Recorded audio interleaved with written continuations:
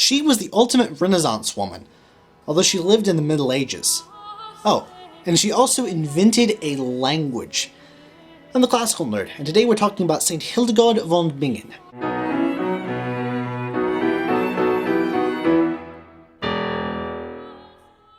St. Hildegard was born in the year 1098, or thereabouts, and from an early age recalled seeing visions and premonitions, such as knowing what color a calf was before it was born. These visions and premonitions, combined with a weak immune system, landed her in a monastery between the ages of 8 and 14. She learned to read and write, and to play an instrument known as the psaltery, all while receiving assurance that her visions weren't crazy things, that they had come from the Holy Spirit. Hildegard seemed to regard them as something of a shameful thing prior to joining the monastery. After her mentor's death, Hildegard was elected as the leader of the monastery, and thereafter went up directly against the patriarchal authority of the church to try to move the monastery, and she eventually succeeded in that, and also established a second monastery. All throughout she continued receiving visions, and in 1141 received one that commanded her to write down what she had been experiencing. The mystical nature of her visions attracted the attention of the then current Pope, Eugene III,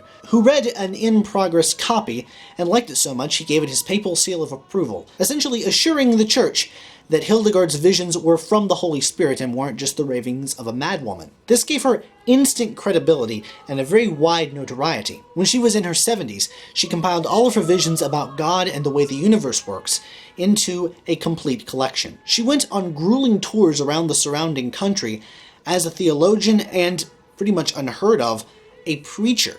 She did this 4 times, using her status as a way to combat what she saw as rampant corruption within the church. In the process, she got groupies. Woman may be made from man, but no man can be made without a woman, she was known to say. She argued that men and women were equal, but possessive of different complementary talents, and in doing so proved that God had to be both man and woman simultaneously. She declared herself to be unlearned and publicly bought into the misogyny of the era, but this was a political maneuver, because everything that she said had the authority of the Holy Spirit behind her.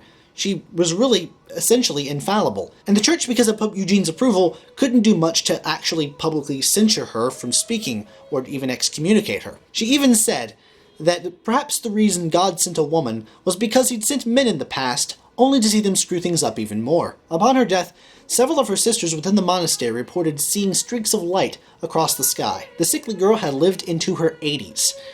Twice the average life expectancy of the time, all while suffering ill health, specifically in the area of chronic, blinding migraines that would often leave her bedridden. Her life was marked not just by visions, but by her incredible wide swath of creative expression. Not only did she write poetry and set it to music, but she also wrote a morality play that was also a musical, one of the first ever in really either genre. She wrote tracts on relationships and what women should avoid, and she corresponded with nobles and pretty much every mover and shaker of the day. Her political maneuverings even achieved immunity for her monasteries, when the new German emperor, Frederick Barbarossa, appointed an anti-pope and then proceeded to attack monasteries still loyal to the Roman Catholic Pope. Despite the immunity, Hildegard was absolutely incensed and wrote a strongly worded letter to the new emperor calling him, and I quote, a totally insane man. Late in life, her anti-authoritarian stances ended up breaking the church down on her,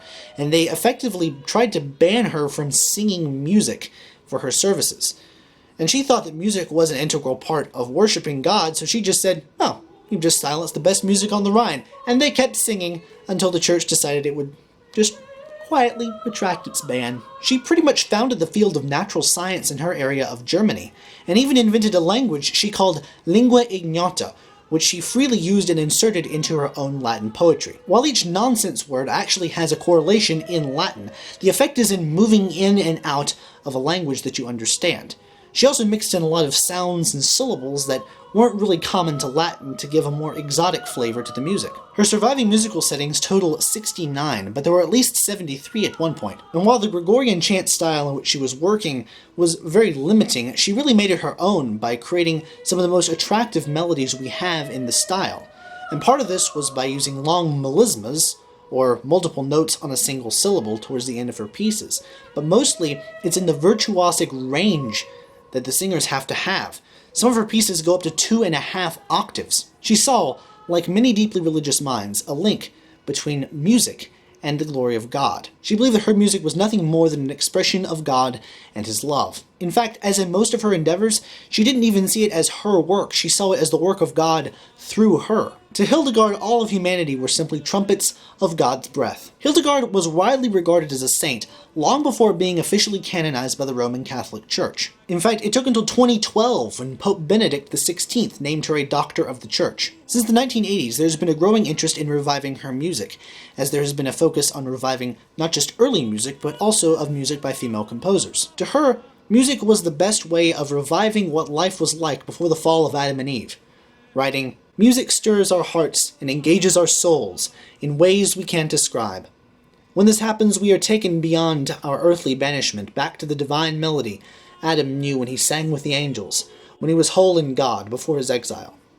In fact, before Adam refused God's fragrant flower of obedience, his voice was the best on earth, because he was made by God's green thumb, who is the Holy Spirit. And if Adam had never lost the harmony God first gave him, the mortal fragilities that we all possess today could never have survived hearing the booming resonance of that original voice." For Hildegard, music was heavenly because it emerges from the earth, yet is not earthbound. And for many people who are hearing Hildegard's works today, that remains an apt description.